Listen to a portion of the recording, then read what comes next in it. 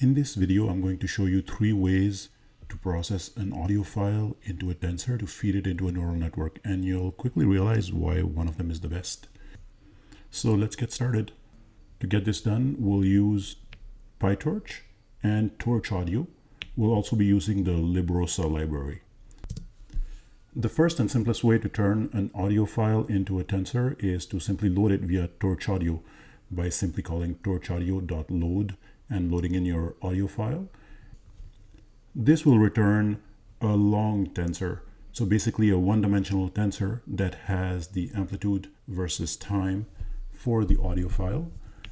And you'll also get the sampling rate. You can feed this tensor directly into a RNN or a conv1d and see what happens.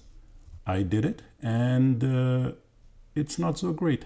If you look here, the training loss pretty much doesn't change over time, meaning the neural network has a lot of difficulty making sense out of this and linking it really to the desired output.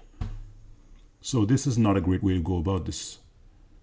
A second way to proceed would be to transform this tensor, which maps the amplitude versus time into a spectrogram. The spectrogram actually takes the same information but displays it differently. It actually displays the different types of frequencies and their strength at any given time. Now you could go back into your college textbooks and figure out the fast Fourier transformation to generate this yourself, or simply use the librosa library and get it done quickly.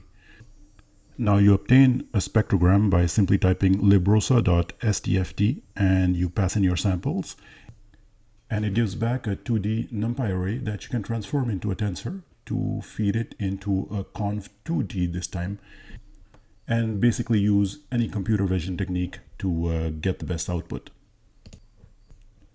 Now, if you actually go ahead and put this into a conv2d, what you'll see is it actually doesn't do that much better.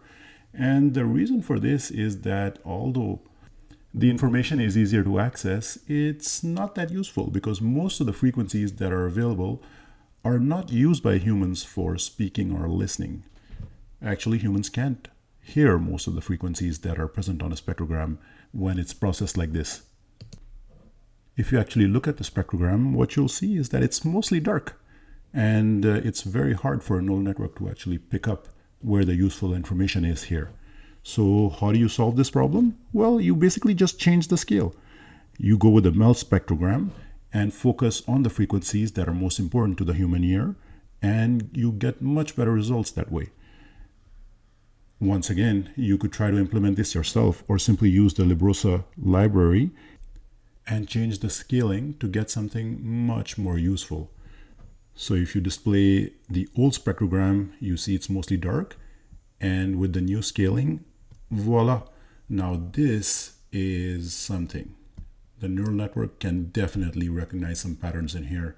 And this goes back to the fundamental axiom in machine learning: garbage in, garbage out. And it's not your data that's garbage, it's the way you present it. It has to have recognizable patterns for the network to recognize them. And if you just present raw data, it's much harder to do than if the data is presented in a more palatable way. What do you think? Like and subscribe if you like the video, and leave me your comments.